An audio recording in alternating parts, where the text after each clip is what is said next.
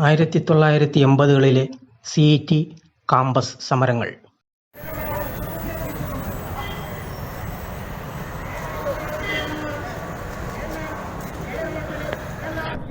സമരങ്ങൾ ഇന്ന് നിത്യജീവിതത്തിൻ്റെ ഭാഗമാണ്. വിദ്യാർത്ഥി സമരം, അധ്യാപക സമരം, തൊഴിലാളി സമരം, വ്യാപാരി സമരം, ബസ് സമരം, അങ്ങനെ വിവിധ രീതികളിലുള്ള സമരങ്ങൾ നിത്യവും നാം കാണുന്നു. അവയെപ്പറ്റിയുള്ള വാർത്തകൾ വിവിധ മാധ്യമങ്ങളിലൂടെ നാം അറിയുന്നു. ചില അന്യായങ്ങൾക്കെതിരെ, അല്ലെങ്കിൽ ചില ആവശ്യങ്ങൾ നേടിയെടുക്കാൻ, അല്ലെങ്കിൽ ചില തീരുമാനങ്ങളിൽ പ്രതിഷേധിക്കാൻ, അങ്ങനെയൊക്കെ വിവിധ ഉദ്ദേശങ്ങളാണ് സമരത്തിന് പിന്നിലുള്ളത്. സമരക്കാർ കൂട്ടമായി ഉച്ചത്തിൽ പല മുദ്രാവാക്യങ്ങൾ വിളിച്ച് അധികാരകേന്ദ്രങ്ങളെ ഉപരോധിക്കുക, മാർഗതടസ്സം സൃഷ്ടിക്കുക, പൊതുജീവിതം സ്തംഭിപ്പിക്കുക, ഇവയൊക്കെയാണ് സമരത്തിൻ്റെ പൊതുവായ ചില രീതികൾ. ഇത്തരം സമരങ്ങളിൽ ഏറ്റവും ശക്തവും രൂക്ഷവുമാകുന്നത് വിദ്യാർത്ഥി യുവജന സമരങ്ങളായിരിക്കും. അത്തരക്കാരുടെ സമരങ്ങൾ വളരെ എളുപ്പത്തിൽ അക്രമത്തിലേക്കും പൊതുമുതൽ നശിപ്പിക്കുന്നതിലേക്കും നീങ്ങുന്നത് വളരെ സാധാരണമാണ്. അതുകൊണ്ടാണ് കാമ്പസ് സമരങ്ങൾ ഏറെ ശ്രദ്ധിക്കപ്പെടുന്നത്. 1980-കളിൽ വിവിധ സമരങ്ങൾ മൂലം ഏറെ പൊതുമുതലാണ് നശിപ്പിക്കപ്പെട്ടത്. 1980-കളിൽ സിഇടി ക്യാമ്പസിൽ നടന്ന സമരത്തിൽ പ്രധാന കെട്ടിടത്തിലെ 2-ാം നിലയിലെ പ്രിൻസിപ്പലിൻ്റെ മുറിയുടെ മുന്നിലെ വലിയ കണ്ണാടി ജനാലകൾ തകർക്കപ്പെട്ടത് ഇപ്പോഴും ഓർമ്മയിലുണ്ട്.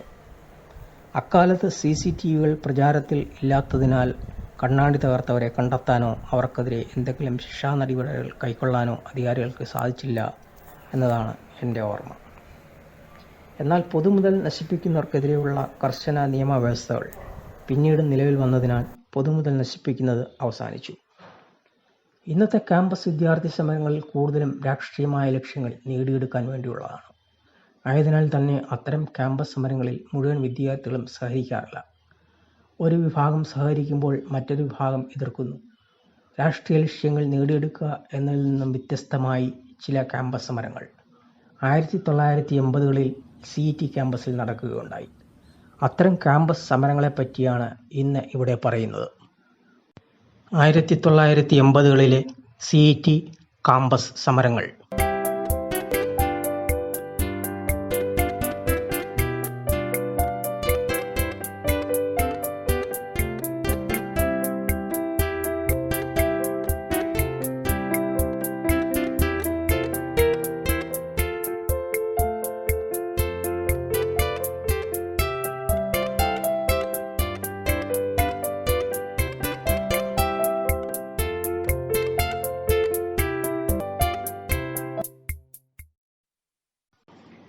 കേരളത്തിലെ പ്രമുഖവും പ്രശസ്തവും 1-ാം നിരയിലുള്ളതുമായ സാങ്കേതിക വിദ്യാലയമായ സിഇടിയിൽ പ്രവേശനം നേടുന്നവർ പ്രവേശന പരീക്ഷകളിൽ ഉന്നത വിജയം നേടുന്നവരായിരിക്കും.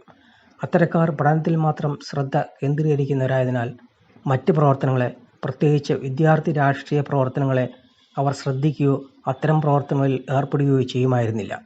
അതിനാൽ തന്നെ രാഷ്ട്രീയ പാർട്ടികളുടെ വിദ്യാർത്ഥി വിഭാഗങ്ങൾക്ക് യഥേഷ്ടം വളരാനുള്ള വളക്കൂറുള്ള മണ്ണായിരുന്നില്ല 1980-കളിലെ സിഇടി ക്യാമ്പസ്.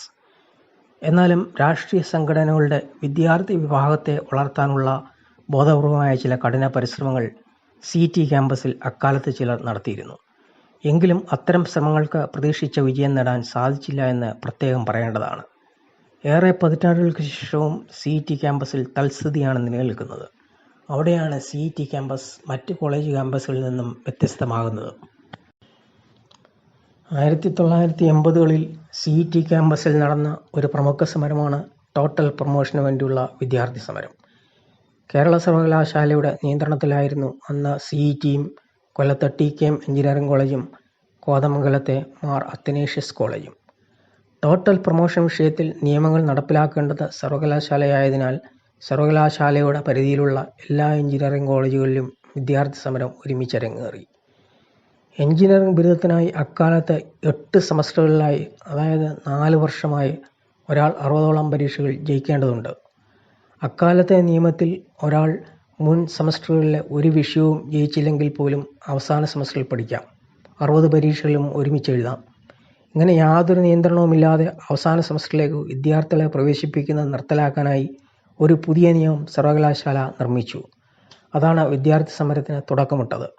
പുതിയ നിയമപ്രകാരം 1-ാം വർഷം പൂർണ്ണമായി വിജയിച്ചെങ്കിൽ മാത്രമേ ഒരാൾക്ക് 3-ാം വർഷത്തിൽ പ്രവേശനമുള്ളൂ.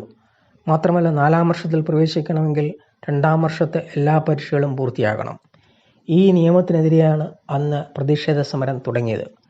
രാവിലെ കോളേജിൽ വരുന്നവർ പഠിപ്പ് മുടക്കി കോളേജ് പ്രിൻസിപ്പൽ ഓഫീസ് ഉപരോധിക്കുക എന്നതായിരുന്നു അന്നത്തെ സമരരീതി.